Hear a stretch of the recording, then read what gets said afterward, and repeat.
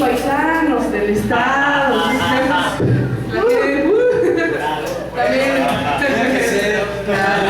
Claro, esta banda se formó en Puebla, bueno, acá el colega es de Guanajuato. Y bueno, ¿qué les cuento? Es un día especial para nosotros porque estamos estrenando alineación aquí entre nos. Aquí tenemos un nuevo elemento. Pues pido un fuerte aplauso, por favor.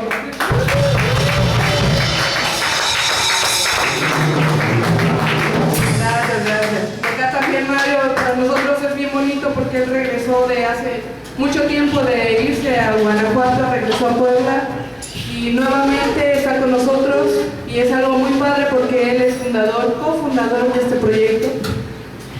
Y pues bueno, aquí estamos, sonando cascabeles, ¿no? Vamos a empezar. Ya está puesto el equipo con esta canción que es nueva también, otro estreno, aparte del guitarra, este es un estreno. Se llama Semilla. Y una composición del maestro Edwin Arce.